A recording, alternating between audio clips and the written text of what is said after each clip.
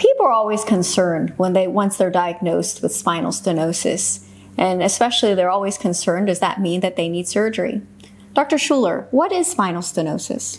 Spinal stenosis is one of these terms that we as physicians use to try to confuse patients. No, just joking. Stenosis means narrowing, and narrowing of the spine. And what we're talking about is the path where the nerve or spinal cord travels from the brain down the spine out to the extremities. And if that canal, which the nerve travels through, is narrowed, that's stenosis. And if it's in the spine, it's spinal stenosis. So there's a lot of different areas of the spine you can have that narrowing, but it's just a term to say narrowing. And if the narrowing is pinching a nerve enough that it's affecting the nerve's function, either causing pain, causing numbness, causing weakness, then that's something which may require intervention. And that intervention could start with something as simple as anti-inflammatory medicine or an injection of steroid. But if it doesn't get better, then the question is, does that need to be rotor-rooted? Does it need to be cleared out so there's enough space for the nerve so it stops hurting or stops being impaired? And that's often what would lead to a surgical treatment. So what does it mean when one has a disc bulge or disc herniation? So the discs are these ligamentous structures that hold the bones together, the vertebrae together, and allows them to move. And when they start to break down, parts of them can extend beyond the normal boundary of the disc. And if it extends beyond the normal boundary, that's called a herniation.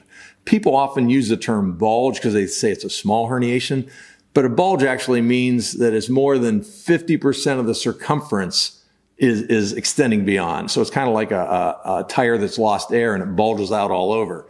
A true herniation is less than 50% of the circumference of the disc in cross section.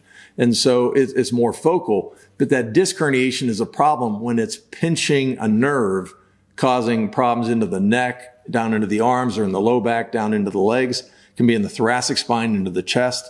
And if that's causing radiating pain, then that has to be concerned about, does that need to be unpinched? But you can get a lot of neck or back pain just from that tear in the disc. When the ligament is very strong, but if you start getting tears where you get a tear at the edge called an annular tear, out in the annulus is the outside lining of the disc. If you get a tear in that can cause severe neck pain and back pain, depending on where it's located in the neck or in the back. But that's the most common source of chronic, meaning more than 6 months of neck or back pain. And often that requires treatment, if not regenerative treatment, a disc replacement or a fusion or some form to get it to go away if it's incapacitating.